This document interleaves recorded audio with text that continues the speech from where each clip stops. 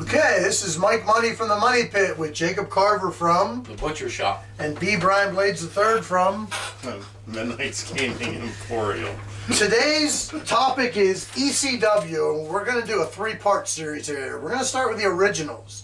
On August 27, 1994, Shane Douglas won a tournament to become NWA World's, you got to have an S on the end, World's Champion. World's. And he did one of, to me, the best promo I've ever heard. To the Funks, the Briscoes, Harley Race, Ric Flair, the Fat Man himself, Dusty Rhodes, and Rick Steamboat. You can all kiss my ass. There's no way I'm putting an organization on my back that died 7 years ago. I declare myself ECW World Champion, and history was made. Okay, a little more about old Shane Douglas. He was also known as the Franchise.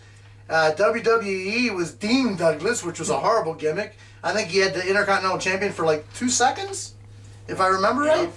He was the Dynamic Dudes with Johnny Ace. Remember the skateboarders? Oh, yeah, sure. Okay, an interesting thing, he was also trained by Dominic DeNucci. Him and Mick Foley. Go ahead, that's really interesting. More originals, Tommy Dreamer. He was known as T.D. Madison when he first came in, even though he says he don't remember that. I do. He was more known for feuding with Sandman and Raven. He finally beat Taz for the world title to lose it 30 minutes later to Just Incredible. And he has his own show, House of Hardcore, right now. Anybody have any other stories about Tommy? No? We'll go to Raven. One of my favorites. Or is it Scotty Flamingo? Scotty the Body? Johnny Polo. Johnny Polo, my personal favorite gimmick of all time.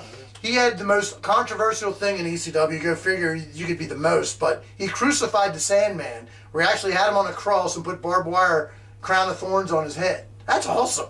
How can people get upset about this? You wouldn't get away with that gimmick. No. But he also brainwashed Sandman's wife and kid, where they were like came out with him.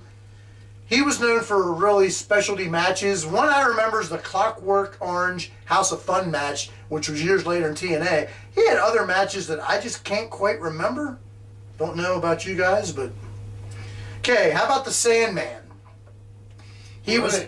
Yeah. He was Hack in WCW. I call him the poor man Stone Cold, but as somebody here pointed out, he was drinking beer before Stone Cold was, and we just saw a video earlier that proved that. But he's still the poor man Stone Cold, because if you say who drank beer in the ring, 90% are going to say 90% Steve Austin. Steve Austin. And then you're going to have somebody like Justy said, Sandman did it first. And then we're going to beat Justy up. He also was known for the Singapore cane match. Apparently this happened. Some kid did something in Singapore, got caned, and Heyman saw it and decided, hey, why don't we do this? Okay, how about Rob Van Dam and Sabu? Both trained by Sabu's uncle, the Sheik. Rob Van Dam would go on to feud later with Rhino, but this was years later. And he also had a manager who I fucking hated, Bill Alfonso. Oh my God. I swear to God, I'd like to shove that fucking whistle up his ass. Fuck, oh, it's such a pain in the ass. Another reason I was telling Butcher on the way up, this is why I wasn't a big fan of RVD right away, because basically it was a 2-on-1 match. Because he would hold the chair up, or he would hold this up. And it's like, well, Jesus Christ. He was always the third. Yeah, it didn't make sense. And a real quick note, Go for it. Bill Alfonso was in one of the fucking bloodiest ECW matches ever. Yes. And who busted him? Was it Beulah? Beulah McGillicuddy, yeah. yes. She fucked him up, and he was almost to the point where he was going to bleed to death. If So- not, no, I was going to bring that up. up for the ballets, but that's a good one. That's no, if not the bloodiest match, definitely top 2. It was definitely. Yeah, he juiced and then some. Okay, how about? Now, Go ahead. now in their Rob Van Dam and Sabu, they always had a lot of really good specialty matches. They were really famous for their stretcher matches that they had a whole slew of. I vaguely remember that. Okay, how about Taz? Famous cousin? Chris Chetty. Chris Chetty. Not that anyone remembers. He Not was that anyone- Tasmanian Devil and Tasmaniac years before that.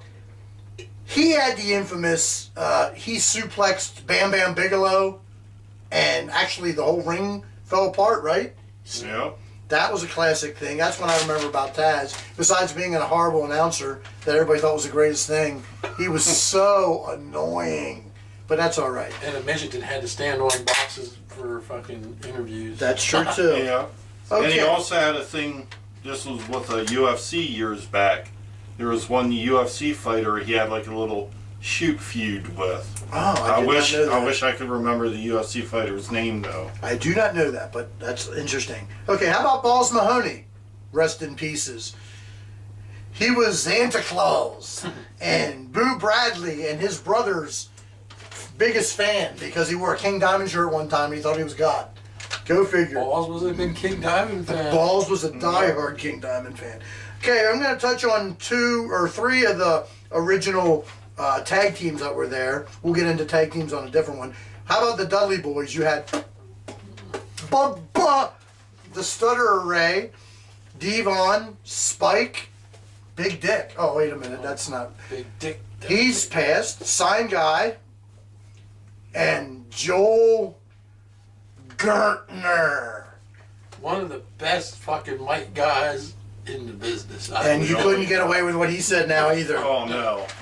The only one I remember was they were in Florida wrestling, and I don't remember if it was him or Bubba. It was one of the two. Probably was Gertner, but for some reason I was thinking Bubba did this, where he said he fucked Daisy Duck. I'm the ham in her eggs, the head between her legs. That just, it sticks in my mind. You go ahead and do your Gertner. What was it? I fucked her in the Nexus. I fucked her in the Texas. in the back of her in Texas. In the back of my Lexus. My dick's so big it's gonna hurt her. Gertner. That's my best joke. There you right go. Okay, how about Bad Breed? Ian and Axel Rotten. They were there from the get-go, right?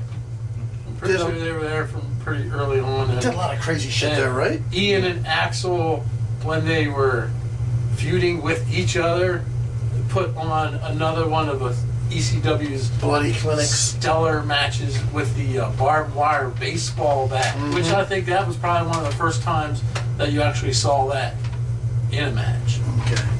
And we're going to finish up with the Gangstas, which was New Jack and Mustafa. Now, you had a mass transit story, right?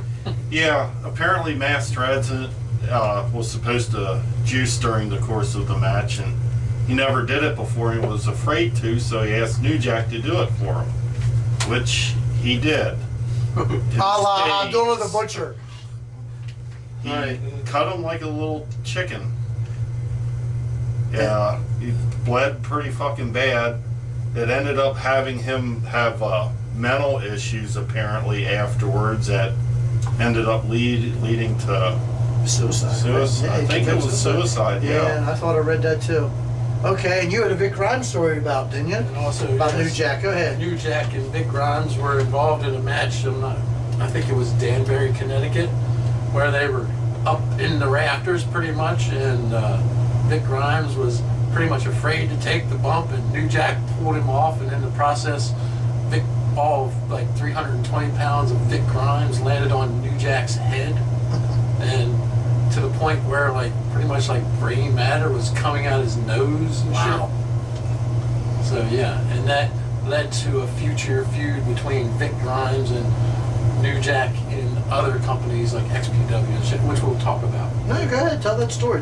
Finish the And the story was XPW. XPW was Vic Grimes and New Jack were in a 40-foot scaffold match, and New Jack pulls out a taser gun and fucking throws Vic Grimes, pretty much tries to kill Vic Grimes and by throwing him off the top of the scaffold. And it was supposed to be through the tables, but you can clearly see that he throws him further because he tried to throw him onto the floor.